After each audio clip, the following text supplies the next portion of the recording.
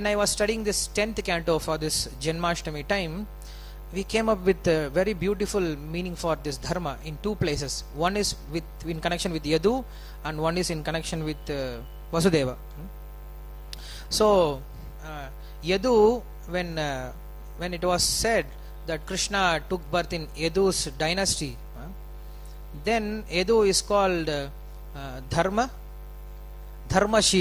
Yadu was called Dharmashila. But what Yadu has done actually, he has denied father's word. He did not follow father's word. But he was called Dharmashila. And Krishna took birth in his lineage, in his generation. Why he is called Dharmashila? Even though he did not follow father's word. Why he is called Dharmashila? Then the question comes, Dharmo mad bhakti krit proktaha.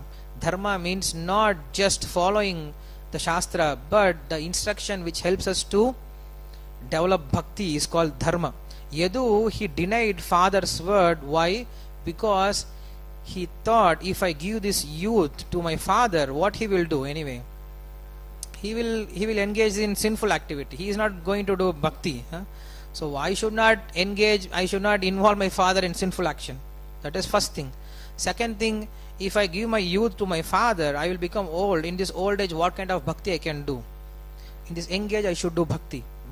People, they say, if you become old, in the old age you can do bhakti. What kind of flower you offer to your wife or to your lover? Fresh flower, correct? If you give old rotten flower, they will throw it on your face, correct? The similar way, what kind of life you should offer to Lord? When you are fresh, when you are energetic, when you are young, that time you should give it to the Lord. But people, they don't understand. So Yadu thought, now I am young, now I should utilize this youth in Krishna's service. I should not give this youth to my father. Anyway, he will run after this Apsara. So that is real dharma. He thought, what is real dharma? Like Prahalad Maharaj. It is said, Matru Devo Bhava, Pitru Devo Bhava. Shastra says, we should hear father's word, we should hear mother's word. Yes. So mother is asking, Prahalad mother is asking, why don't you hear your father's word? Prahalad saying, Amma, I am following all whatever father says. Father is saying, jump from the mountain, I am jumping. Father is saying, go and lie down under the elephant, I am doing. He is saying, drink poison, I am drinking. He is saying, do this, I am doing everything. Then why your father is still punishing you? I am not able to hear one thing. What is it? He is asking me, don't chant Narayana's name. How can I do that, ma? Because that Narayana only gave this kind of very loving father to me. Correct? So how can I deny it? How can I forget that Lord? I cannot do that. So he follows all kinds of dharma. When it comes to paradharma, he gives up this lower kind of dharma. That we should understand. In Ramayana also the similar situation happens. In Ayodhya Kanda, everyone is speaking left and right that Rama should not go for the forest. Everybody is arguing something. Everybody is getting angry. Lakshmana is getting angry, and then Vasishta is getting angry, and then Sumantra is getting angry, and everyone is getting angry there. Everyone is fighting. No, he should not go. He should not go. Who should get angry first of all? Kausalya, correct? Because Rama is her son. Kausalya, at last she comes and says, okay, Rama, now you are saying Pitruvakya Paripalana, that you want to follow your father's word, correct? But what comes first? Matruvakya Paripalana. Because Shastra says, Matru Devo Bhava, Pitru Devo Bhava. You should follow your mother, then you should follow your father. Now I am your mother, follow my word. Don't go to the forest. Correct? Correct. Now she is asking correct question. She is speaking about dharma. Now what Rama replies? Very beautiful he replies. He says, you are my mother until you follow my father's instruction. If you don't follow my father's instruction, then how come you become my mother? You have to follow your husband, then you become my mother. If you deny yourself, you are not following your husband, then I don't have to follow you. First of all, you follow your husband, then I will follow you. He could not speak, she could not say anything, because he is dharmasya prabhurachyutaha. He knows what is dharma. You cannot play with Lord. Similarly, Arjuna is coming and saying, Krishna, this is not dharma. How can I kill my Bhishma? Will you kill your guru? Will you kill your forefather? Will you kill your grandfather? Then he was confused, he don't know what to do.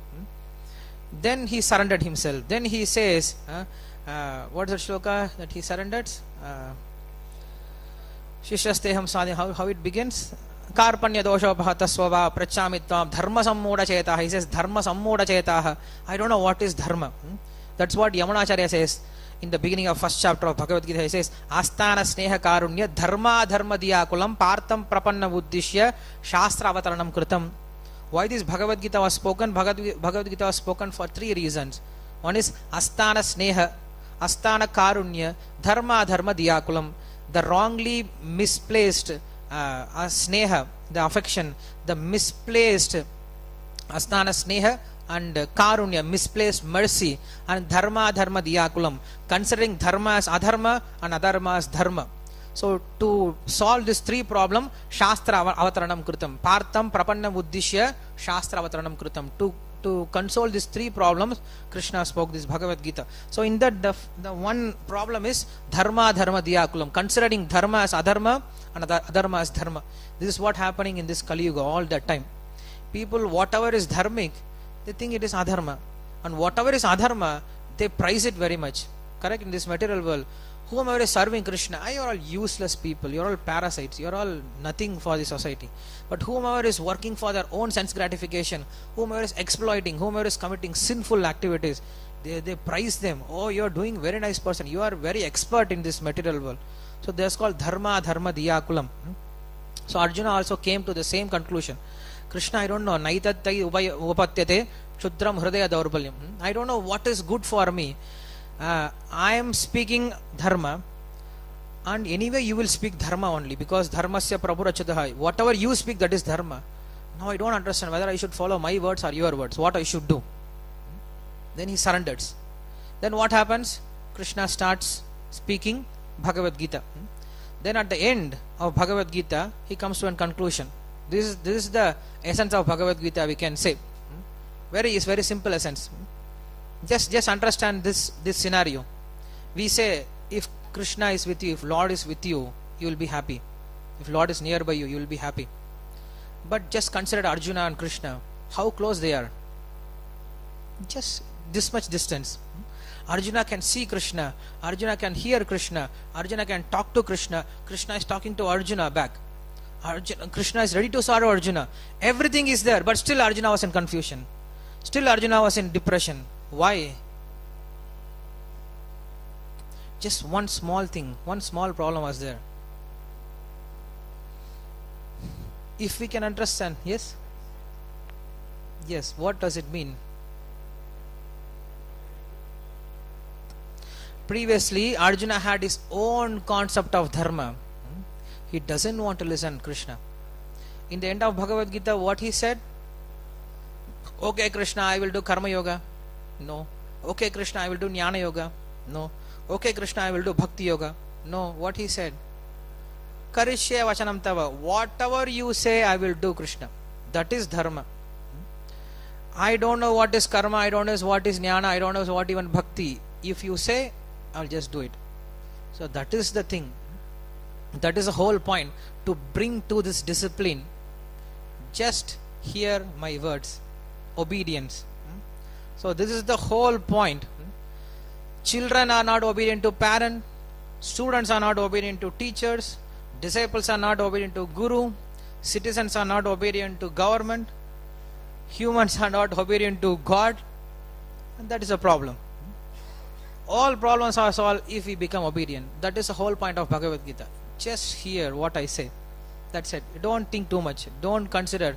But we should hear from proper person. That's why we come to Shastra. We cannot take anybody as Shastra. We should hear Shastra. And whatever Shastra says, if we just keep doing your activity, that is the goal of your life. That is with Yadu. And with Vasudeva, there is another beautiful thing. That when the Asariri Vakya says, it also has many analogies. What does it mean, Ashariri? What is Kamsa? What is Devaki? What is Vasudeva? What is 8 children? All this has many meanings. But the only one meaning I will take up here, that it says that your 8th child will kill Kamsa. So now what Vasudeva should have said to Kamsa? if we are here, if we are in that position, what answer we will give? Vasudeva said, okay, I will give you all the child, you can kill. But if we are given the choice, what we will say? Huh? No. I will not get child itself. Why to get child? Correct? Let us be a happy married couple. We won't get child because anyway he has many other wives. He can get children from other wives also. Correct? Vasudeva had many other wives. So anyway his progeny will be there. So he doesn't have to work for progeny. He can just simple question, simple answer. Correct? Simple. He is asking, your eighth son will kill. Okay, I will not get any children itself. Then the problem is solved. Now modern people will think like that. But previously in Vedic system it was not there. It was not a custom. Marriage means children. That is the whole point of marriage. Marriage means not coming together for sense enjoyment, not coming together to exploit yourself, but to get proper progeny. That is the whole point of marriage. So Vasudeva did not say that I will not get children. Okay, that is thing. Now how cruel he is. Correct? Even though he knows that all these children will be killed, but still he gave birth for all this child. He made all this child to die. Is it not cruel? Is it not sin? Whether he was following dharma or adharma? Is it dharma or adharma? To give your child, newborn child, to get killed. Is it dharma or adharma? Looks like complete adharma. Correct? But why Krishna took birth with Vasudeva? Then the point is, here Vasudeva is not thinking about his own dharma adharma. He is thinking, Krishna has said, I am going to take birth in your house. So to welcome Krishna's arrival, he has done all this thing. I don't care whether I am going to get sinful reaction or not. I don't care whether I am going to hell or not. I don't care. But Krishna has to come. So to Krishna to come, I have to give birth to 7 child. Doesn't matter. So if Krishna can appear, I am ready to commit any sinful reaction. So to bring Krishna to this material world, he was ready to commit this sin. So if you go through that section, in the section itself, the next shloka will say what a saintly person will not tolerate, what a sinful person will not do, and what a renounced person cannot sacrifice. That is one beautiful shloka, the 10th chapter, in that chapter itself. So here we can see Vasudeva, he followed proper dharma. What is? To satisfy Lord. So that is called real dharma. Dharmam tu sakshat bhagavat pranitam. If you can satisfy Lord, that is real dharma. Everything else is adharma in this material world. If you can satisfy Lord, that is called real